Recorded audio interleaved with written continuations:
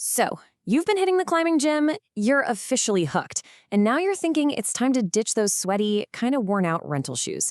That is a fantastic step. But I know what happens next. You look at that wall of shoes, and it's a lot. Don't worry. In the next few minutes, we're going to cut right through all that confusion and find you the perfect first pair of shoes, ones that'll help you climb better and have a whole lot more fun. Okay, before we dive in, I want this one idea to really stick with you. You hear this myth all the time that climbing shoes have to be painful to work well. That's just not true, especially when you're starting out. Your goal right now is to find a tool that helps you learn good technique and lets you stay on the wall longer, not some torture device that makes you want to quit before you even finish your warm-up. Here's the game plan for how we're going to tackle this. First, we'll look at what actually makes a climbing shoe work. Then we'll dive into the 4 key things you need to think about when you're buying. I'll give you a super simple test to do in the store, we'll go over the mistakes everybody makes, and then we'll wrap up by looking at what's next for your shoes. Ready? Let's do it. So, first things first, why can't you just climb in your sneakers? I mean, really, what's the big deal? And why should your own shoes feel so different from those loosey-goosey rentals you've been using? Well, it all comes down to a few special design features, things engineered specifically for climbing. It really all boils down to these 4 things working together. You've got that sticky rubber, which gives you a kind of grip that normal shoes just can't touch. Then there's the precise snug fit, which means there's no waste in movement. The shoe basically becomes part of your foot. And that precision is what unlocks 2 fundamental techniques you need to know: edging and smearing. So what's edging? It's all about focusing all your power onto a teeny tiny point. Imagine trying to stand on the thin edge of a credit card. A good climbing shoe has a firm enough edge to let you do exactly that, turning a tiny little foothold into a solid platform. And smearing, well, that's kind of the opposite. It's what you do when there's no edge to stand on at all. You just use friction. You press as much of that sticky rubber sole onto the wall as you can. It kind of feels like you're trying to squeegee the wall with your foot, but trust me, it's surprisingly effective, especially on those less steep, slabby climbs. All right, now for the main event. Choosing your shoe really comes down to these 4 key decisions. Now, this might seem like a lot, but don't worry. For a beginner, the right choices are actually super straightforward. Let's break them down one by one. Listen up, because this is absolutely the most important factor. Your shoe should be snug everywhere, no empty spaces, especially in your heel or under the arch. Your toes should be right up at the front, either flat or just gently curled. But, and this is the big one, it should not be painful. Forget that old myth about sizing down until you cry. You're looking for a firm handshake, not a bone-crushing grip. You should be able to stand in them for a few minutes without feeling any sharp pain, burning, or numbness. This picture pretty much says it all.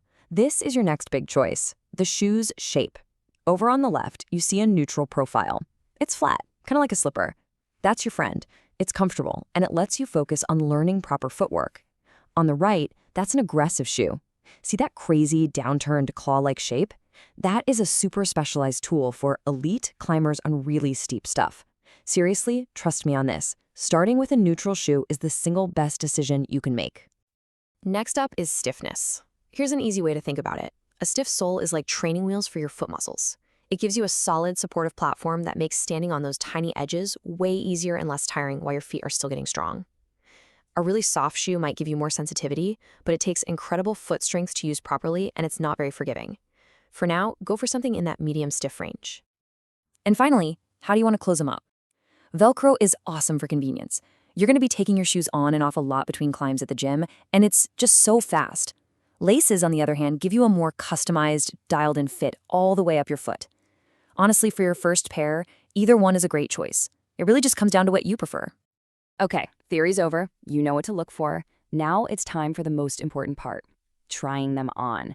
And you really, really should do this in a store if you can. Here's a simple checklist to walk you through the whole process. All right, here's your game plan for the store. First, be patient. Grab shoes from at least 2 or 3 different brands. Every company uses a different mold, so a size 9 in one brand might feel totally different from another. Once you find a pair that feels snug, start testing it. Find a small ledge and see if you can stand on it. Try smearing against a wall.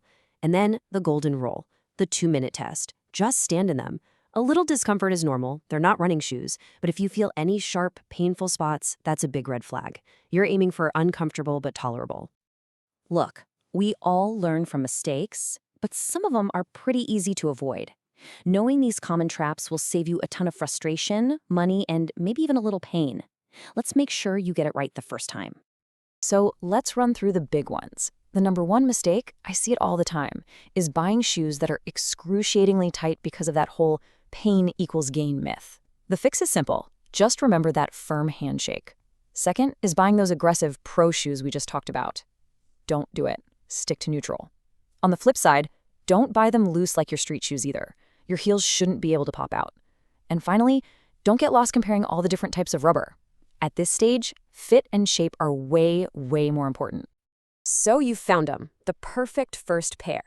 Now you want them to last, right? A little bit of care goes a long way, and it's good to know what the next steps in your shoe journey might look like down the road.